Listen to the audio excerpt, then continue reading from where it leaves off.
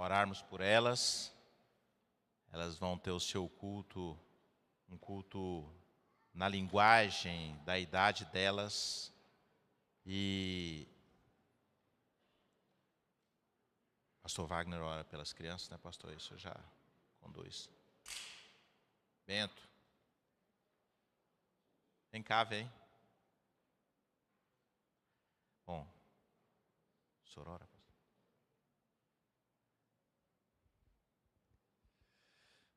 Senhor, bendito é o teu nome. Te louvamos, ó Deus, por cada criança que o Senhor tem trazido à tua igreja. Obrigado pelos filhos, pelos netos que o Senhor concede a cada um de nós. Dá, ó Deus, a tua bênção a elas, ilumina, que o teu Santo Espírito fale profundamente e que desde pequenas elas possam ter o temor do Senhor.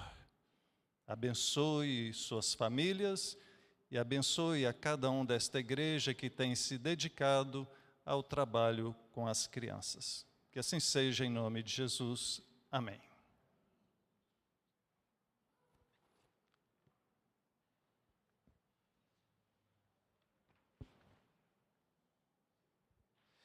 Boa noite, queridos. Graça e paz no Senhor Jesus.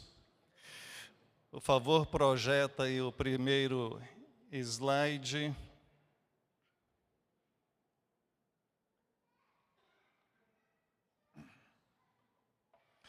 Antes de entrarmos no nosso texto, que está lá em Jeremias, se você quiser ir adiantando, eu gostaria de usar esta imagem como uma ilustração para o que iremos meditar nesta noite.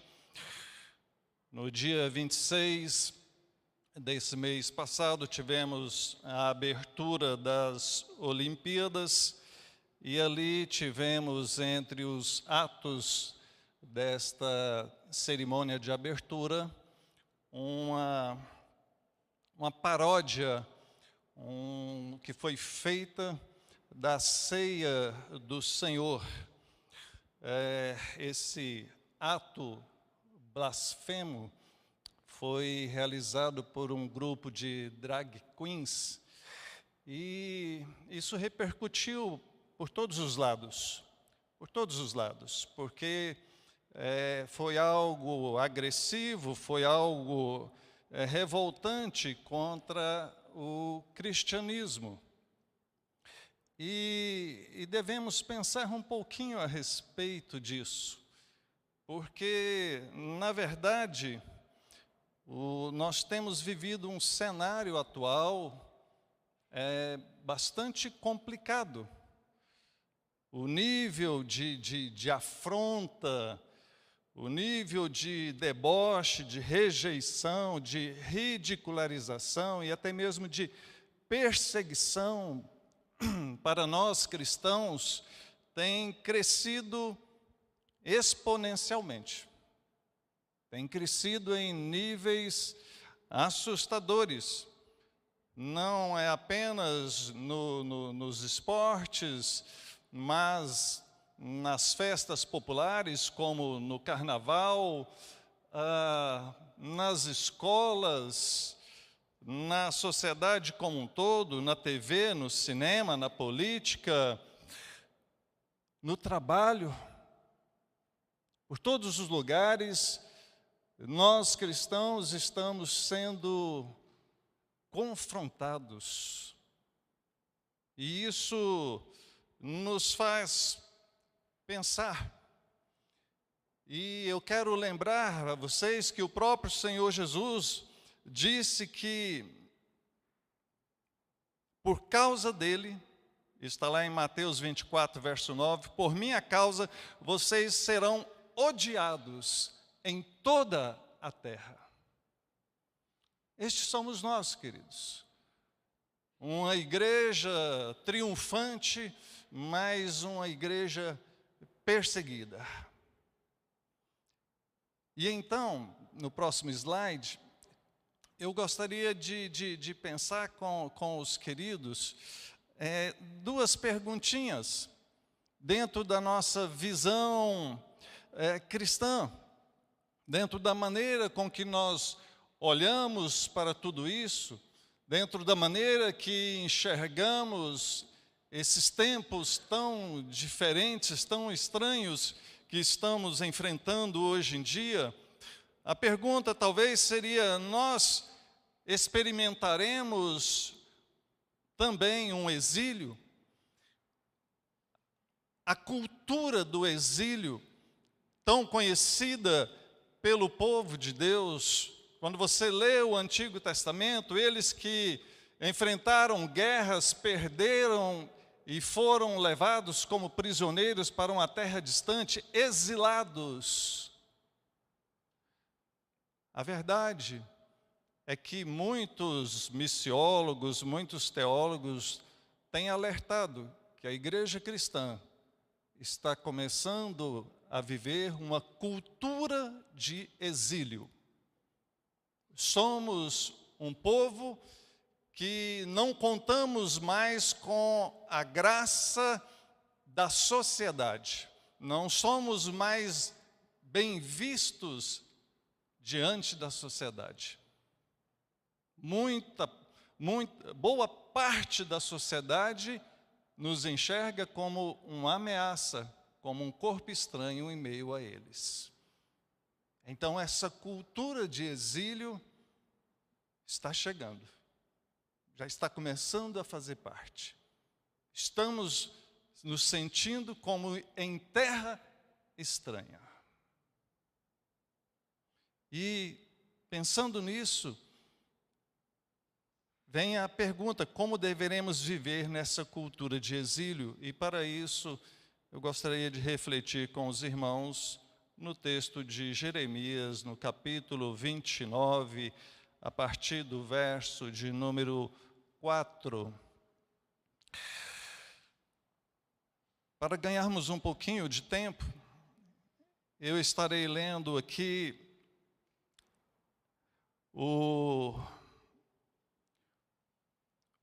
os primeiros versículos, no capítulo 29, diz: são estas as palavras da carta que Jeremias, o profeta, enviou de Jerusalém ao resto dos anciãos do cativeiro, como também aos sacerdotes, aos profetas e a todo o povo que Nabucodonosor havia deportado de Jerusalém para a Babilônia.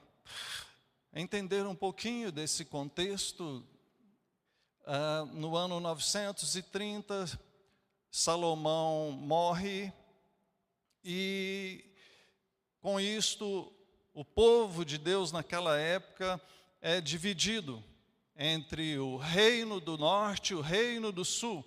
O reino do norte, Israel; o reino do sul, Judá. O reino do sul, Judá, tem Jerusalém por sua capital. O reino do norte, Israel, tem por sua capital Tirza e posteriormente Samaria. O reino do norte, embora um povo maior nessa divisão, é cheio de maus governadores, reis que desviavam constantemente do Senhor. E por conta de toda a desobediência, Deus os entregou a esses cativeiros, foram derrotados. E quando falamos aqui nesta época de Jeremias 29, falamos da época do exílio babilônico. Nabucodonosor ali leva os cativos de Jerusalém e alguns de Judá, começando no ano 605, depois em 597, por fim em 586, foram 3 levas. Na primeira delas é quando Daniel e seus amigos são levados para a Babilônia, e aqueles que leem as Escrituras conhecem bem a história de Daniel, um profeta fantástico. E sabe, queridos, então, em meio a todo esse contexto, esse povo ali agora distante da sua terra, retirados ali de Jerusalém, retirados da sua terra natal, levados como escravos para um outro lugar, Deus levanta esse profeta Jeremias para enviar uma carta. É isso que nos diz aqui a princípio. Ele escreve uma carta para aqueles que estão naquela situação de exílio. E nessa carta, orientado por Deus, ele vai falar àquele povo. Observe aí o verso de número 4 até o verso de número 7. Está projetado o texto na nova versão transformadora. O verso 4 diz: assim diz o Senhor dos Exércitos, o Deus de Israel, a todos os exilados que ele deportou de Jerusalém para a Babilônia. Ao longo desses versículos aqui, eu gostaria de responder junto com os irmãos aquela pergunta que foi feita: como o povo de Deus deverá ou deveria viver numa cultura de exílio?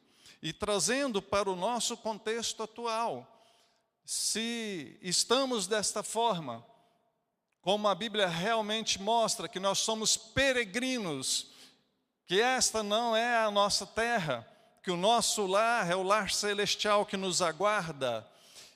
E se então estamos aqui já começando a experimentar as palavras proféticas de Jesus registradas em Mateus 24, que seríamos odiados por todos, como deve ser o nosso comportamento, a nossa visão cristã, o nosso entendimento dessa cultura e desse tempo em que nós vivemos?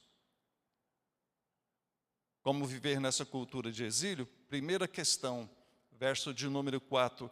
Entendendo que é Deus quem faz todas as coisas. Diz o texto que esses exilados, foi Ele quem deportou para Jerusalém. Não Nabucodonosor, não os babilônicos, mas foi o próprio Deus quem fez isso. E quando você lê a história do povo de Deus no Antigo Testamento, todos que se levantaram contra o povo de Deus foi porque Deus assim o fez. Em última instância, tudo que acontece conosco, tudo aquilo que acontece com os escolhidos do Senhor, é porque Deus tem propósito naquilo. Se passamos dificuldades, passamos porque Deus assim o quer. Se sofremos, se somos atacados, é porque Deus assim o quer. Porque nada, absolutamente nada, foge ao controle soberano do nosso Deus. Perceba, os exilados que Deus enviou lá para a Babilônia. A Bíblia chega a dizer que Nabucodonosor é um servo dele para executar juízo sobre o povo de Deus. Verso de número 5, ele traz orientação para aquele povo: construam casas, estabeleçam-se nelas, plantem pomares, comam os frutos que eles produzirem, casem-se e tenham filhos, encontrem esposas para os seus filhos e maridos para suas filhas, a fim de que vocês tenham muitos netos. Multipliquem-se, não diminuam. Trabalhem pela paz e pela prosperidade da cidade, para a qual eu os deportei. A segunda questão que devemos fazer numa cultura de exílio é seguir com a nossa vida. É não nos amedrontarmos, é não estagnarmos. A situação está difícil, mas continue. Porque Deus vai nos sustentando, seja em terra amiga ou em terra inimiga, Deus irá nos sustentar. Em todos os tempos, em todos os cativeiros, Deus preservou o remanescente fiel. Em todos os momentos, Deus, o Deus de amor, o Deus de graça, cuidou e sustentou o seu povo. Então, somos chamados a viver, seja em qual situação for. Talvez seja complicado. Imagine você numa situação daquelas. Em meio à guerra, destruíram a sua nação, destruíram a sua cidade, mataram alguns dos seus, e os outros levou preso, e você preso junto, chegando numa terra estranha, agora você é um escravo ali, você tem um pouco de liberdade, mas um monte de atividades para executar para eles. É difícil retomar a vida. E muitos de nós, às vezes, temos dificuldade de viver quando a situação não está favorável. Quando tudo vai bem, é fácil, né? Que dirá nos casamentos, quando está bom de dinheiro, está bem de saúde, o casamento parece um mar de rosas, mas quando chega as lutas, quando chega o desemprego, quando chega a crise financeira, às vezes começam as discussões, começam as indagações. Sabe, queridos, a vida precisa seguir e não podemos nos abater ao ponto de parar. Somos um povo em marcha, somos um povo seguindo, e ao caminharmos, o Senhor está conosco, guia, conduz as suas ovelhas e vai sustentando até atravessarmos as lutas, as dificuldades, na ilustração desse grande deserto que estamos passando. Uma das maiores ilustrações que eu percebo nas Escrituras é o povo saindo do Egito, passando pelo deserto, chegando na terra que mana leite e mel. Somos nós saindo da escravidão do pecado, atravessando este mundo com todas as suas dificuldades, até chegarmos no céu, no paraíso. A vida é assim. Então não pare, não desanime, trabalhe, construa família, case, se multiplique. Uma palavrinha, um pequeno parênteses aqui para os jovens. Casem-se, tenham filhos. Vivemos uma época que os jovens estão demorando muito a casar. É uma tendência atual, os jovens demorando a sair de casa e os casados não querendo ter filhos. Há até um lema aí fora: sem filhos, mais dinheiro. Ou seja, não tem filho, porque filho gasta muito. Saiba que é bíblico que você se multiplique. Case, tenha filhos. Teve uma experiência desagradável? Levanta a cabeça, ora ao Senhor e Deus vai te conceder vitória. Como viver numa cultura de exílio? Seguindo a vida, confiando no Senhor. Terceiro, ele ainda diz no verso de número 7, orem por ela, pela cidade aonde estamos ali exilados. Orem por ela ao Senhor, pois na prosperidade de você, a prosperidade de vocês depende da prosperidade da cidade. Ora, é óbvio, se vivemos no Brasil, e se porventura o Brasil não estivesse muito bem, se porventura o Brasil estivesse sendo mal governado, ainda assim nós deveríamos orar pelas nossas autoridades, pela economia, pela prosperidade da nossa nação, da nossa cidade, porque nós vivemos aqui. E se a nossa nação falir, nós faliremos juntos. Se ela prosperar, nós prosperaremos juntos. É o chamado do Senhor, é a orientação do Senhor para nós, para que oremos por eles. Poxa, quer dizer que eles deveriam orar por aqueles que maltrataram eles, por aqueles que fizeram guerra contra eles, por aqueles que fizeram deles escravos? Sim, é isso. E na visão de Jesus, na ética de Jesus, nós somos chamados a amar, a orar pelos nossos inimigos. O cristianismo traz para nós uma das éticas mais difíceis do mundo. Somos chamados a vivermos de maneira honesta, de maneira justa, de maneira ética e de maneira piedosa.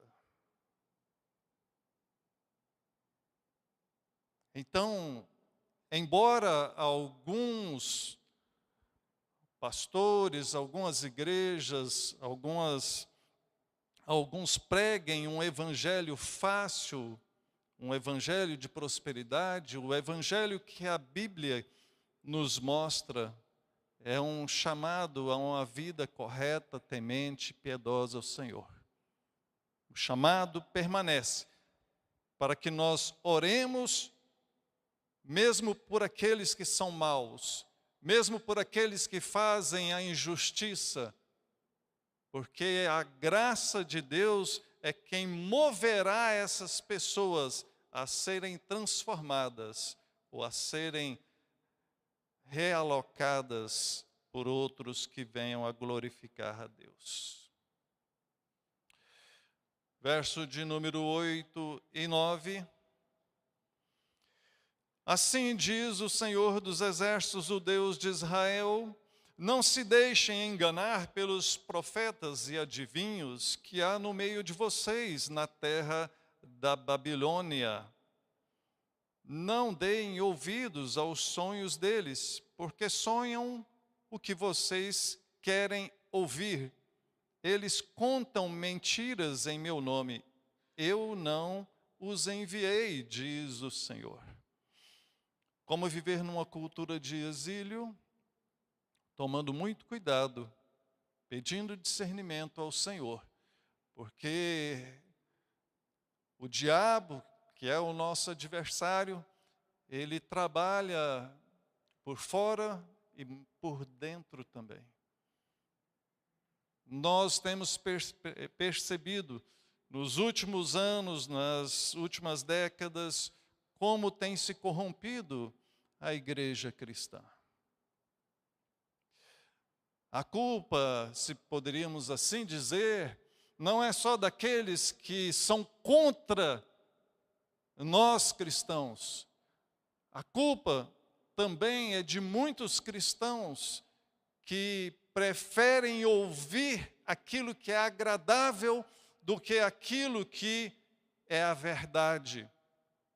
E aquilo que é a verdade de Deus, em boa parte, vai nos confrontar, vai mexer conosco, vai falar contra a nossa maneira de viver, vai falar contra os nossos prazeres, vai falar contra as vaidades do nosso coração, vai, enfim, lançar luz naquilo que às vezes ainda não foi transformado em nós. Perceba que ele diz: tomem cuidado, não se deixem enganar. Ele fala de profetas, de adivinhos, aqueles que tentavam prever o futuro, e isso era uma prática ali naquele meio. usavam de sonhos, alguns consultavam espíritos, algo que foi proibido veementemente pelo Senhor. Basta você olhar lá em Deuteronômio 18. Só que isso às vezes atrai. As pessoas parecem que gostam dessas coisas. Ah, tem alguém ali que faz revelação. Tem pessoa ali que adivinha. Tem pessoa ali. Os outros vão atrás dessas coisas. Quantas heresias têm surgido no meio do povo? A igreja evangélica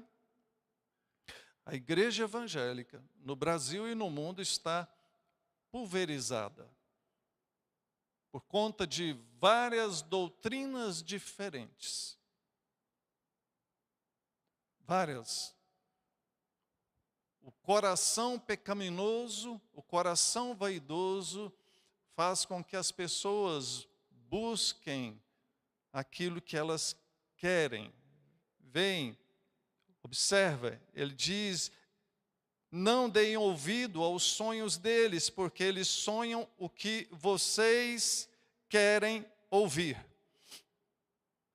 Jeremias havia dito para aquele povo que o cativeiro seria de 70 anos, porque assim o Senhor falou.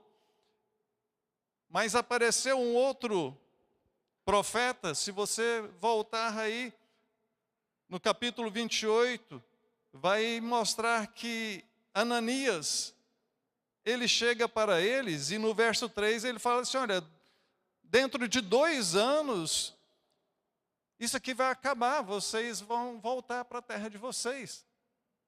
E o povo gostou. Poxa, o outro aqui está falando que vai durar 70 anos, esse aqui está falando que vai durar só 2. É a mesma coisa de chegar para você e falar assim: olha, você vai passar dificuldade financeira por 2 anos.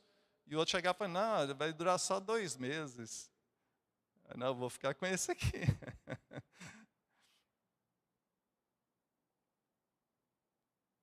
Nós, queridos,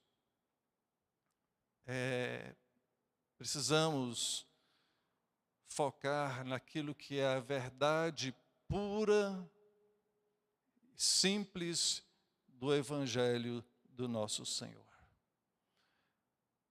Quantos ataques às Escrituras, quantas pessoas querendo reescrever, quantas pessoas se levantando como se tivesse agora um discernimento, uma inteligência, uma revelação especial, que nesses 2000 anos ninguém teve, mas agora apareceu alguém diferente. Olha, ninguém entendeu isso aqui, é assim, assim, assim. E geralmente trazem interpretações liberais que vêm facilitar a prática do pecado e afastar da verdade das Escrituras. Muito cuidado com isso. Eu louvo a Deus pela igreja, pela denominação da qual faço parte, da qual fazemos parte, que ainda tem lutado para preservar esta sã doutrina, essa boa interpretação das Escrituras.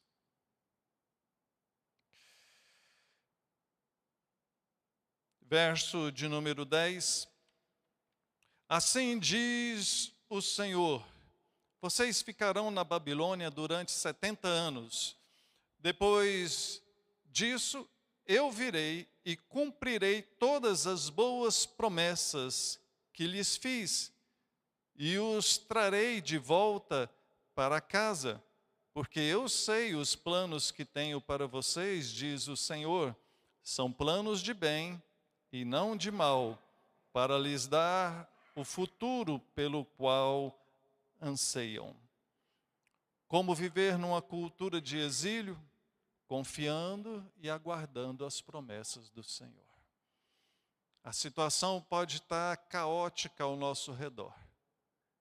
Mas se nós confiamos no Senhor, nós conseguiremos seguir em frente. Continuaremos trabalhando, vivendo e confiando no Senhor.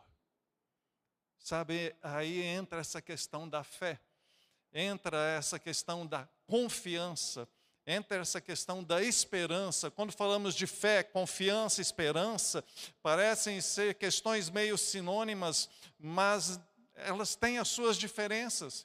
Eu creio, porque está escrito. Eu confio, porque eu vou viver confiado nisso, eu vou fazer confiado nisso, e eu tenho esperança, eu espero, eu aguardo. Quando falamos de esperança, é aguardar confiantemente. Ora, o Senhor disse que voltará e nos buscará para vivermos eternamente com Ele, num lugar onde não há mais dor, nem sofrimento, nem lágrimas, um paraíso. Cremos, confiamos e aguardamos isso. Sabe, queridos, essa palavra mexeu muito comigo essa semana, meditando e preparando esse sermão, porque me lembro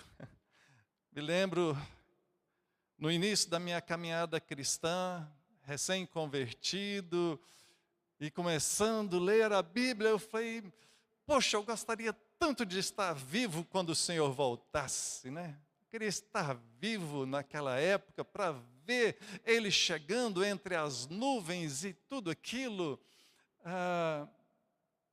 Mas aí, quando você vai estudando mais, e você percebe que a igreja passará pela grande tribulação, e se lá no início perguntamos, será que nós também experimentaremos um exílio?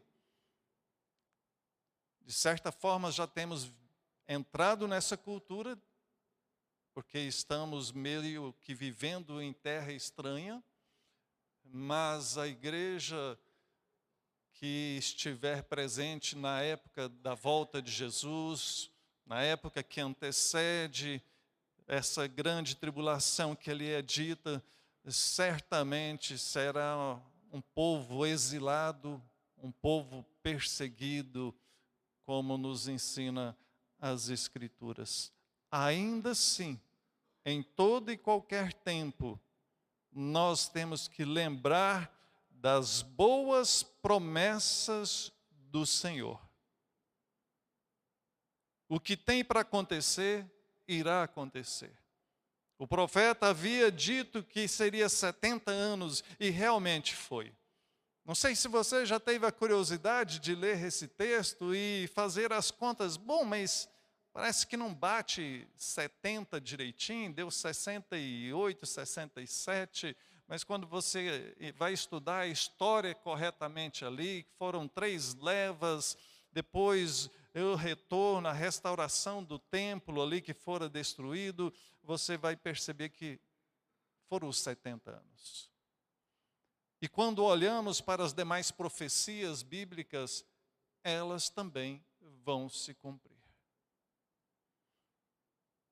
No meio da teologia, no meio da escatologia, do pensamento dos últimos tempos, há uma corrente, há aqueles que defendem que no final dos tempos nós experimentaremos uma era de ouro, aonde todas as coisas irão prosperar. Isto é uma interpretação equivocada, não está correto, pelo contrário, como Jesus ensinou, as coisas irão piorar. Então, como já diziam, temos aqui uma má notícia e uma boa notícia. A má notícia é que a situação vai piorar.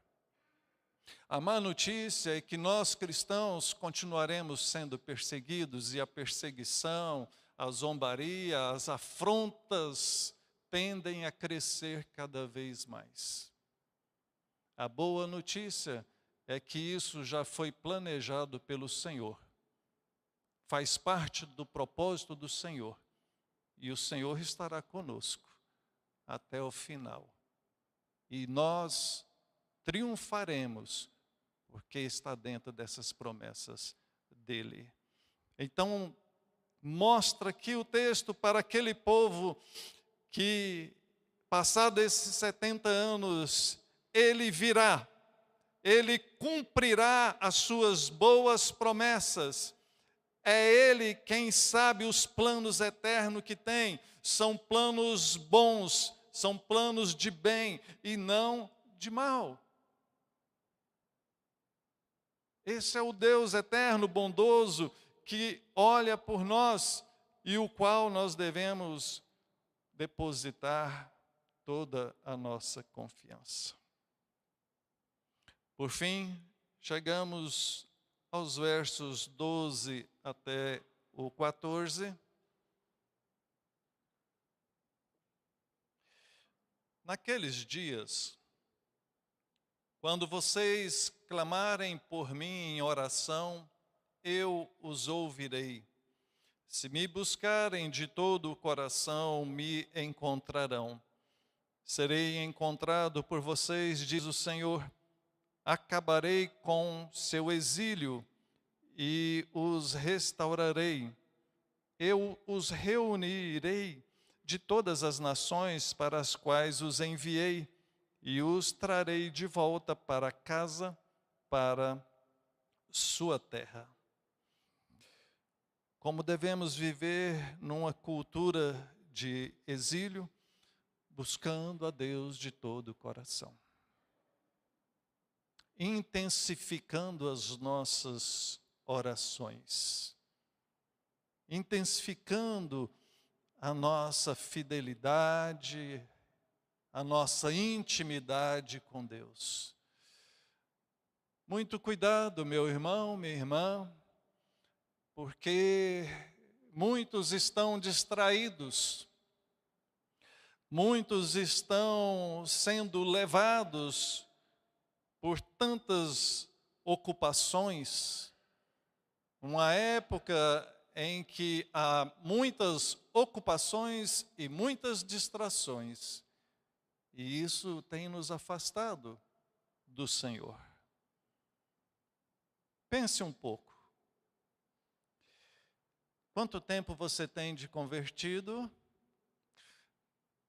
Como era há alguns anos atrás a sua prática devocional?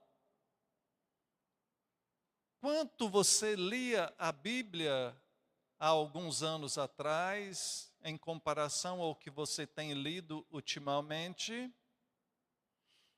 Quanto você orava há algum tempo atrás, em comparação com o que você tem gasto em oração hoje em dia? Será que porventura o esfriamento espiritual não está batendo aí na sua vida? Começando a congelar ali seu pezinho?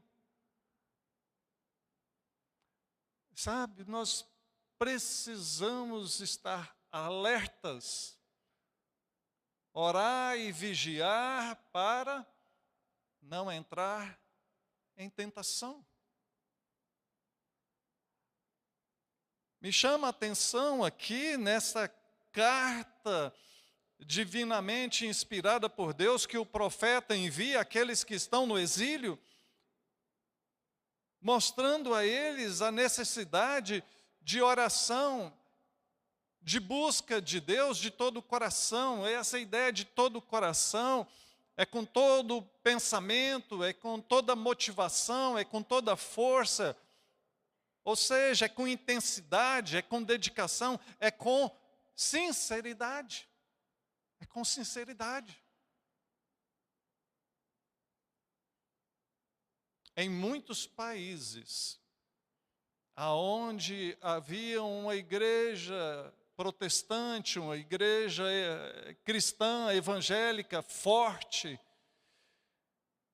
eles aos poucos foram perdendo essa prática devocional e se afastaram dos caminhos do Senhor. E nós temos que tomar cuidado. Aquele que pensa estar de pé, tome cuidado para não cair. Se me buscarem de todo o coração, me encontrarão.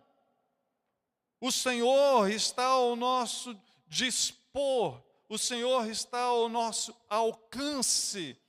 O Senhor tem os seus propósitos. Veja, eu não estou falando aqui de salvação. Eu estou falando aqui de vida com Deus, de caminhar com Deus, de intimidade com o Senhor, de viver uma vida cristã intensa ou uma vida cristã mais ou menos. Serei achado por vocês, diz o Senhor, acabarei com o seu exílio, restaurarei, reunirei vocês, trarei vocês de volta para casa. A figura da casa é algo tão assim, clara para nós, porque todos nós gostamos da nossa casa. A gente dá valor à casa quando a gente está, por exemplo, num leito de hospital, internado, doente, ou quando você está longe da sua casa e por algum motivo está passando mal. O único lugar que vem na sua mente é a sua casa. Eu queria tanto estar na minha caminha agora. Esse desejo de estar em casa está em todos nós. E quando pensamos nas Escrituras, no Senhor como Pai e do paraíso, da vida eterna como sendo o nosso lar, há em todos nós esse anseio de estar na presença do Senhor para sempre. Ele está falando para aquele povo do lar físico deles, de saírem, Deus iria tirar eles da Babilônia e levar de volta para Jerusalém. Mas o que Deus quer ensinar, e tudo o que acontece, todas as histórias, tudo que você vê na Bíblia, aponta para Cristo, aponta para o Evangelho, e traz então essa grande lição para nós. O que nós trazemos de lição aqui, por fim, é que devemos ter essa busca sincera do Senhor, esse desejo de estar para sempre com o Senhor, de voltarmos para o lar celestial de onde o Senhor nos trouxe. Partindo para a nossa conclusão, relembrando aqui alguns pontos que foram mencionados, como devemos viver nessa cultura de exílio.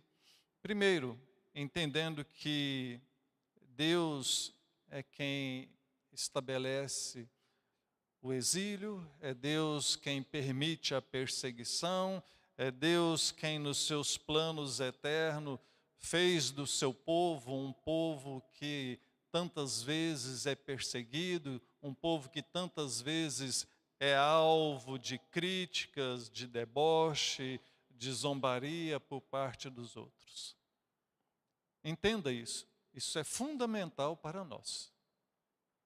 Não é o diabo que está conseguindo derrotar a igreja, porque as portas do inferno jamais prevalecerão contra a igreja do Senhor, porque nada o inimigo pode fazer contra nós se o Senhor não autorizar? Então, como falei lá no início, em última instância, tudo está na mão do Senhor. Haverá dificuldades, a perseguição tem aumentado, sim, isso faz parte do plano de Deus. Segundo, continuando a viver, seguindo em frente as nossas vidas, nossos lares, famílias, trabalho, orando pela nossa cidade, intensificando a nossa prática de oração, vigiando para não sermos enganados doutrinariamente. Quando estava escrevendo aqui, eu pensei enganados espiritualmente, mas doutrinariamente, é a melhor palavra, porque a grande questão vai girar em torno disso daqui, das Escrituras. Nós somos aqueles que creem que aqui está toda a palavra de Deus, inerrante, totalmente suficiente para nós. Somos aqueles que creem e que defendem isso, e precisamos estar bem atentos com todo e qualquer ensino que estiver fugindo das Escrituras. Com certeza, mais e mais pessoas irão se levantar para questionar os ensinos bíblicos. A sociedade já não reconhece mais a Bíblia. A Bíblia já não pode ser lida em tantos lugares, nas escolas, às vezes trabalho e assim por diante. Mas me assusta muito quando pessoas do meio evangélico começam a falar contra as Escrituras ou contra determinadas doutrinas e práticas do nosso meio. Me estranha muito. E são esses falsos profetas que às vezes se levantam no meio evangélico que nós precisamos estar atentos. Confiando e aguardando as promessas do Senhor, buscando o Senhor de todo o nosso coração, com sinceridade. Sabe, querido, na verdade, tudo isso que está aqui, nós já temos feito, em certa medida. A questão aqui não é, faça isso, porque você pode muito bem dizer, poxa, pastor, eu já estou fazendo tudo isso. Eu entendo que Deus é soberano e é Ele que conduz todas as coisas. Eu tenho vivido, eu estou aqui casado, eu vou casar. Eu tenho orado sempre ao Senhor, oro direto, eu tomo cuidado, etc, etc. A questão é, intensifique isso, porque a situação está complicando para o nosso lado. A perseguição, a afronta, o escárnio tem aumentado. E, como eu disse, é algo exponencial, é algo que pode ser lento, mas é algo que pode também crescer de maneira muito rápida. Por fim, sustentando uma visão missiológica. Eu mencionei lá no início a respeito da nossa visão de mundo, da nossa cosmovisão, de que muitos têm alertado a respeito dessa cultura que estamos vivendo. Muitos estão tranquilos na sua posição. Eu acho que nós temos que tomar cuidado. Não podemos estar tão tranquilos assim. Vivemos tempos difíceis e tempos que já têm exigido de nós coragem, intrepidez, e tempos que exigirão cada vez mais isso. Eu creio que muitos aqui já devem ter sido confrontados, talvez no seu trabalho, na sua escola, entre os seus familiares, entre os seus amigos, a respeito da sua fé, do porquê que você faz isso ou você não faz aquilo. Isso exige de nós uma resposta corajosa, uma resposta de fé, uma resposta de fidelidade ao Senhor. Tempos difíceis exigem da igreja, exigem de cada um de nós uma postura firme, convicção daqueles que creem em Deus e que não abrem mão da sua fé por nada nesse mundo. Que Deus nos abençoe, que Deus nos sustente, em nome de Jesus. Vamos orar sobre isso? Pai querido, bendito seja o Senhor. Ó Deus, nós colocamos diante de Ti, Tua palavra que meditamos hoje, esse tema tão complicado para nós. Ó Deus, tem misericórdia da Tua igreja, tem misericórdia de nós, que Teu Espírito Santo esteja nos iluminando, nos dando sabedoria e nos dando coragem, intrepidez, para vivermos de maneira digna do Teu Evangelho. Abençoa a Tua igreja, nós te pedimos em nome de Jesus. Amém. Deus abençoe, queridos.